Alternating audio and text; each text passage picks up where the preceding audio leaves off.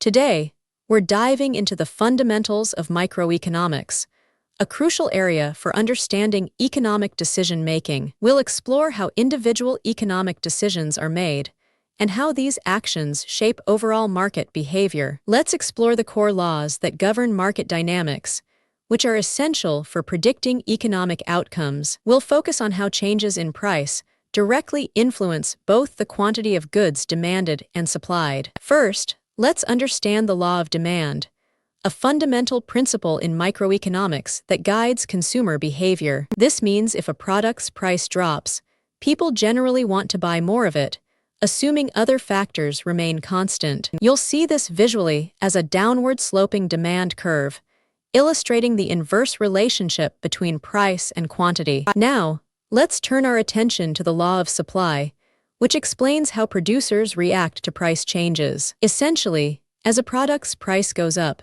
suppliers are motivated to offer more of it, holding other factors steady. This relationship is shown graphically by an upward-sloping supply curve, demonstrating a direct correlation. Next, we'll examine the key determinants of both demand and supply, which cause significant market shifts. These are the crucial factors that can cause the entire demand or supply curves to shift, altering market equilibrium. Let's begin by discussing the various factors that specifically affect and can shift the demand curve. Income levels are vital.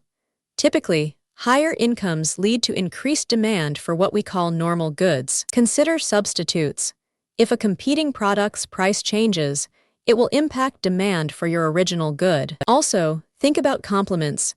A price change in a related product, like coffee, affects sugar demand. Consumer preferences, including changing tastes and trends, play a huge role in shifting market demand. Now, let's explore the critical factors that influence and can significantly shift the supply curve. Production costs are key.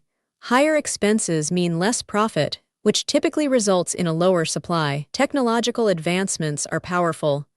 Better tech usually boosts efficiency and, consequently, increases supply. Government policies, like subsidies, can encourage supply, whereas taxes or regulations often lead to its reduction. Today, we'll explore market equilibrium and dynamic shifts, which are crucial for understanding how markets function and adapt. We will examine how the forces of supply and demand interact to find a balance, and how they continuously change. The equilibrium point is where the quantity demanded perfectly matches the quantity supplied, setting the market price for goods. When demand increases, we see a rightward shift, leading to both a higher equilibrium price and a greater quantity traded. Conversely, a leftward demand shift, indicating a decrease in demand, results in lower equilibrium prices and quantities. A rightward supply shift means an increase in supply, which typically results in a lower equilibrium price but a higher quantity. Finally,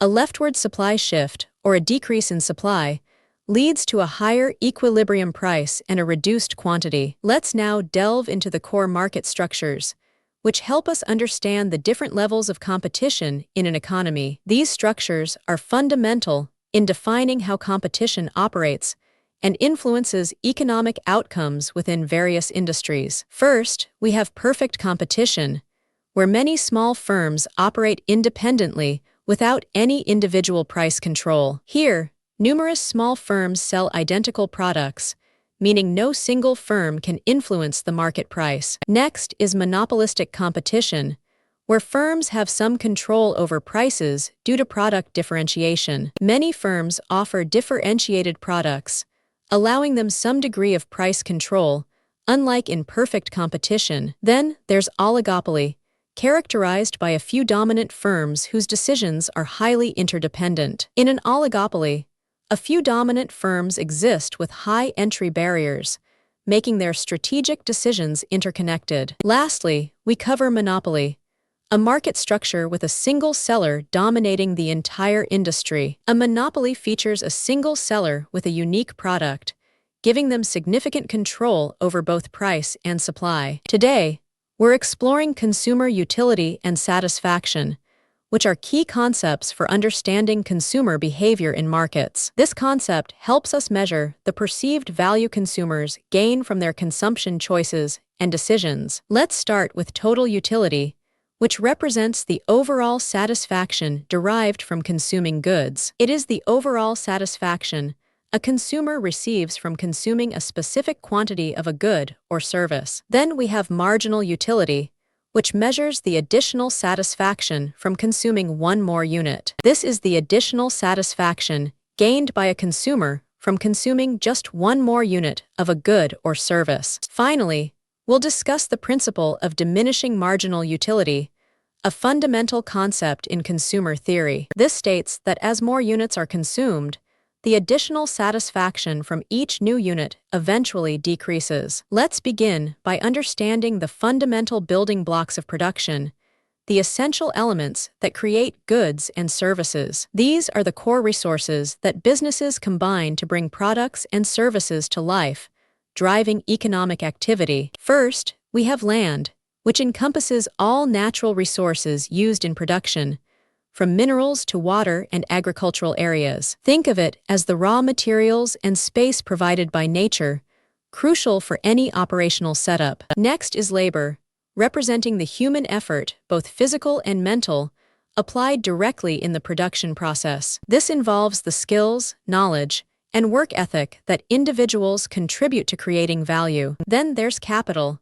which includes all man-made resources used to produce other goods, like machinery, tools, and buildings. These are the assets that enhance productivity and enable large-scale manufacturing or service delivery. Finally, entrepreneurship is the crucial ability and willingness to combine these resources innovatively to create goods and services. It's about leadership, risk-taking, and the vision to organize and manage production effectively in the market. Now, let's move on to understanding production output, specifically the relationship between our inputs and the final output. This section will clarify how the resources we discussed translate into the actual goods and services produced. Here, we introduce the general production function, a core concept for analyzing how firms operate efficiently. This is expressed as the formula Q equals F of L, K, which defines our production capabilities. In this formula,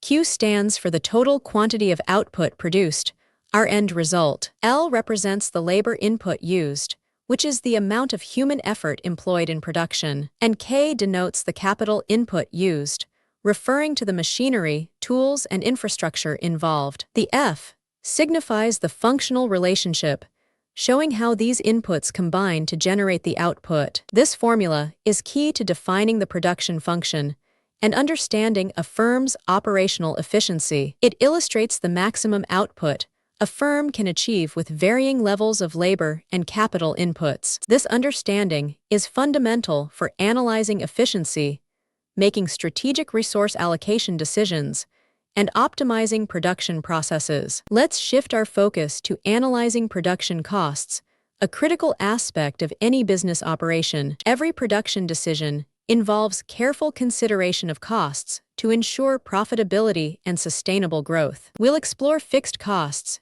which remain constant regardless of the production level, like rent or insurance. Then, we'll look at variable costs, which fluctuate directly with the volume of goods or services produced. Understanding these allows us to calculate total costs, the sum of both fixed and variable expenses. Finally, we'll consider scale effects, examining how changes in production volume impact average costs and efficiency. All right, team, let's now wrap up our session with a quick summary of the key microeconomic principles we've discussed today. These are the crucial takeaways, the fundamental concepts you'll want to remember about microeconomics for your future projects. Firstly, remember that the interaction of supply and demand is what fundamentally determines market prices and how resources are allocated. Secondly, understand that different market structures, from perfect competition to monopolies, significantly define competitive landscapes. Thirdly,